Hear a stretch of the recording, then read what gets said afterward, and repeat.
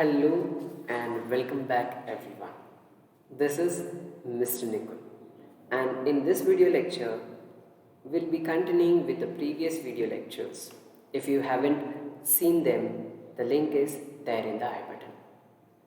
So in today's video lecture we'll be covering 2 points. One is Drug Enquiry Committee, that is DEC, and the second is role of pharmacist in healthcare system. Hope you would like this video.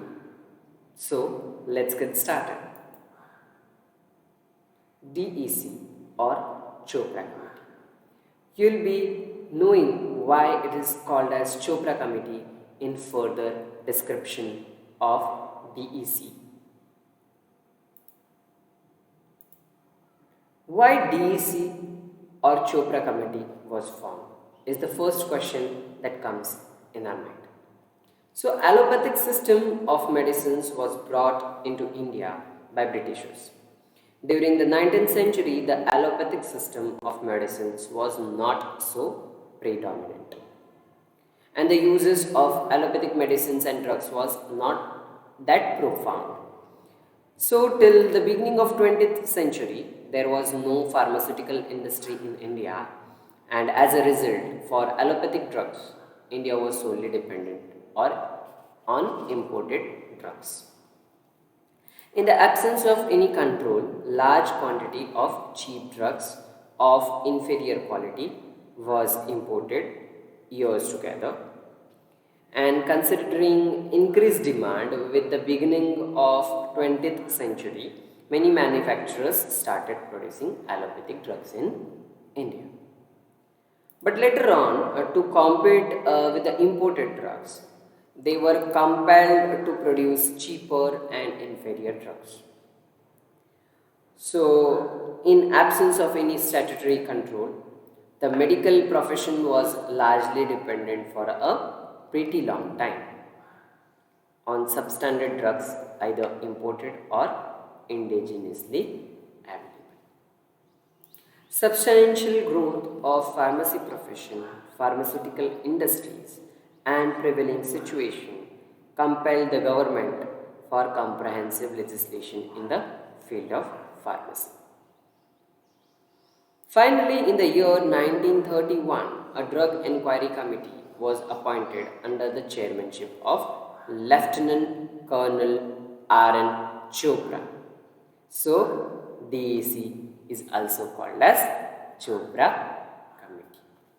Now, the major recommendations that Chopra Committee gave are to provide central legislation in order to control drugs and pharmacy profession, creation of Central Pharmacy Council and State Pharmacy Council, which is to educate and train properly young persons who are desirous to enter the profession of pharmacy.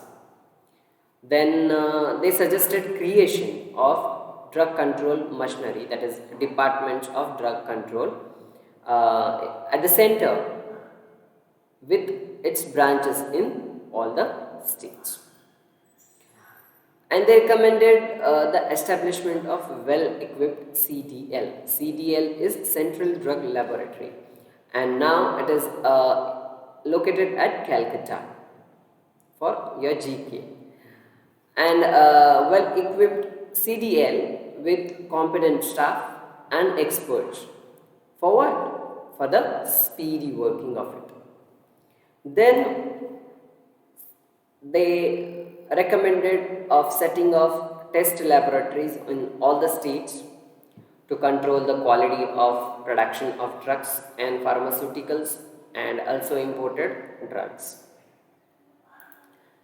They recommended to constitute advisory board, which is to advise the government on technical matters, and setting up of courses for the training in pharmacy and prescribing minimum qualification as a pharmacist. Training in pharmacy, that is 250 hours after diploma in pharmacy and 150, I think. Yes.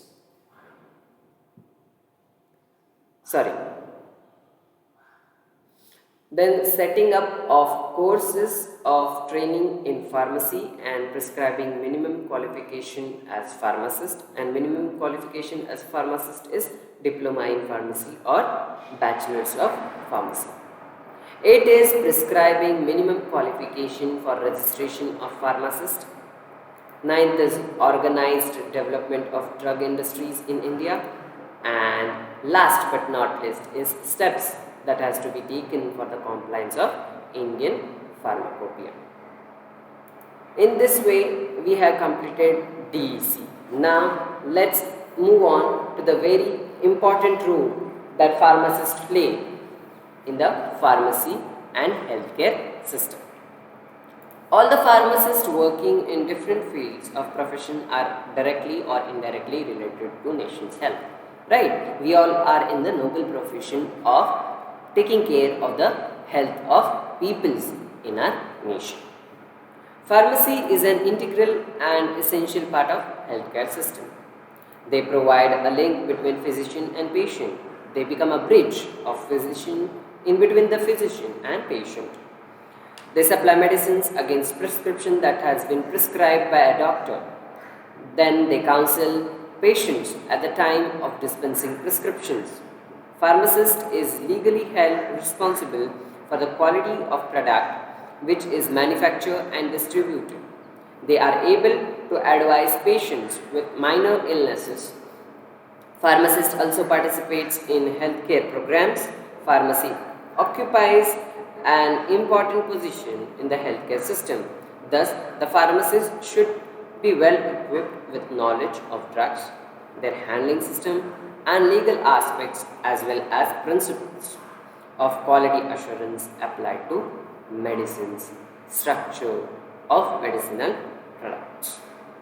The profession of pharmacy in our country presently consists of industrial pharmacists, that is, pharmacists playing their role in the industry, hospital pharmacists playing their role in the hospitals. Academic pharmacists are the teachers which are educating the young budding pharmacists and community pharmacists. Pharmacist has to play an important role in the areas such as prescription adherence, that is, to adhere with the prescription that has been prescribed by the physician, then storage and distribution of drugs, drug choice, drug monitoring, information and education, clinical pharmacokinetics, research and development. Community pharmacists and hospital pharmacists are the health professionals for the safe and effective use of drugs. In the chain of healthcare, the pharmacist is responsible for ensuring that the right patient is receiving the right medicine in the right dosage for the right condition in the right dosage form and at the right frequency, and hence pharmacist is considered as an integral part of the healthcare system. Hope you enjoyed today's video lecture. In this way, we have completed pharmaceutical legislation chapter. If you like this video, give thumbs up and do subscribe, and thank you. Jai Hind.